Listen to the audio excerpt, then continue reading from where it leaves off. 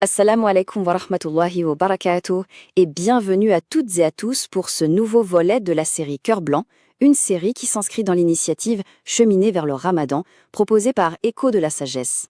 Aujourd'hui, on va s'attaquer à un concept absolument fondamental pour tout croyant, la niya, c'est-à-dire l'intention.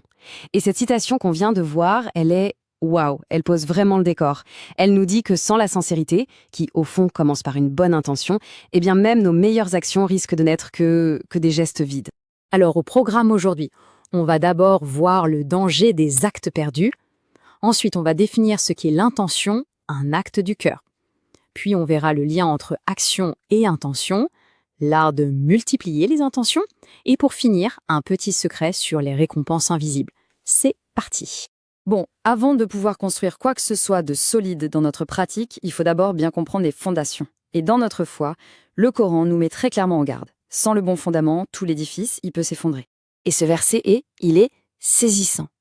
Une poussière éparpillée. Imaginez, tous les efforts, toutes les actions, même celles qui paraissent bonnes, peuvent tout simplement être réduites à néant. Elles deviennent sans aucune valeur, comme de la poussière emportée par le vent, si à la base, il n'y a pas l'intention juste et la sincérité. Et tout ça, ça nous amène justement au cœur du sujet, la niya. Mais alors, qu'est-ce que c'est vraiment ? On a souvent cette idée, n'est-ce pas, que l'intention, la niya, c'est juste le fait de dire quelques mots avant de faire une action. J'ai l'intention de faire ceci ou cela pour Dieu. Mais en réalité, c'est bien plus profond que ça. Et voilà la différence capitale. D'un côté, on a l'idée fausse que c'est une simple déclaration, quelque chose qu'on dit avec la langue. Mais la vraie définition, c'est tout autre chose. C'est une impulsion interne, un élan qui vient du cœur. La véritable intention, elle ne se dit pas, elle se ressent. Donc, pour le dire simplement, la niya, c'est une impulsion du cœur. C'est une inclination de l'âme vers quelque chose qu'elle voit comme un bien. En fait, c'est notre pourquoi. C'est le moteur qui alimente chacune de nos actions. Et ce moteur, il doit venir d'un cœur qui désire sincèrement plaire à Dieu et obtenir la récompense de l'au-delà. Ok, maintenant qu'on a bien défini ce qu'est la niya, passons à la pratique. Comment est-ce que ça s'applique dans nos vies de tous les jours ? En fait, on peut classer toutes nos actions en 3 grandes catégories. Et vous allez voir, l'intention va jouer un rôle bien différent pour chacune d'elles. Alors, regardons ce tableau. Pour un acte d'obéissance, l'intention va multiplier la récompense. Pour un péché, attention, une bonne intention ne pourra jamais le rendre permis. C'est très important. Et pour les actes permis, les actes du quotidien, eh bien c'est là que la magie opère. Une bonne intention les transforme en actes d'adoration. Manger, dormir, travailler, tout ça peut devenir une source de récompense. Et c'est ici que ça devient vraiment intéressant. On peut apprendre à devenir, en quelque sorte, des stratèges de l'intention. On peut transformer un seul acte en une source multiple de récompenses. C'est particulièrement vrai pour les actes d'obéissance et, comme on vient de le voir, pour tous les actes permis de notre quotidien. Prenons un exemple très concret. Imaginez, on entre dans la mosquée après avoir fait ses ablutions. On s'apprête à faire une prière de 2 rakas. Eh bien, dans notre cœur, on peut formuler plusieurs intentions à la fois. D'abord, l'intention de faire la prière de salutation de la mosquée.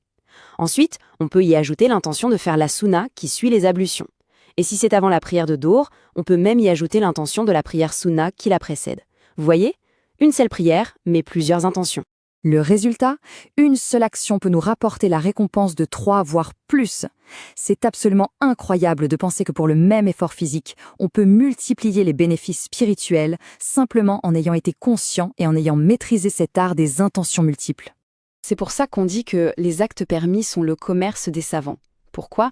Parce qu'ils ont compris ce secret. Ils maîtrisent l'art de transformer chaque action, même la plus banale, manger, dormir, aller au travail, en une source de hasanat, de récompense, simplement en la reliant à une intention plus élevée, une intention pour Dieu. Et pour finir, on va aborder un dernier secret, un secret vraiment puissant qui ouvre une porte immense de miséricorde et de récompense. C'est, je trouve, un des plus beaux cadeaux de la miséricorde divine. On peut être pauvre, mais si on a l'intention sincère que si on avait de l'argent, on donnerait en charité comme telle personne, on en a la récompense. On peut être faible, mais avoir l'intention que si on avait la force, on accomplirait tel acte d'adoration et on en a la récompense. Même si on est dans l'incapacité de faire le hajj, le simple fait d'avoir l'intention sincère de le faire peut nous apporter la récompense. C'est le pouvoir de l'intention sincère. Et ce hadith est la preuve éclatante de ce principe. Demandez sincèrement le martyre et Allah peut nous faire atteindre ce statut, même si on meurt tranquillement dans notre lit. Ça nous montre à quel point l'intention est puissante. Elle peut nous élever à des niveaux que notre corps, lui, n'atteindra peut-être jamais. Et voilà peut-être le meilleur conseil qu'on puisse donner. Il faut avoir l'intention de faire le bien. Pourquoi? Parce que tant qu'on a cette intention dans le cœur, on est déjà, en quelque sorte, en train de faire le bien. Il faut donc garder son cœur constamment actif, le remplir de bonnes intentions, même pour des choses qui nous semblent totalement hors de portée aujourd'hui. Alors pour conclure, posons-nous cette question très sincèrement. Quelle est l'intention de mon cœur, là, maintenant? Parce qu'il ne faut jamais l'oublier. Notre prochaine grande récompense se trouve peut-être juste à une intention pure de distance.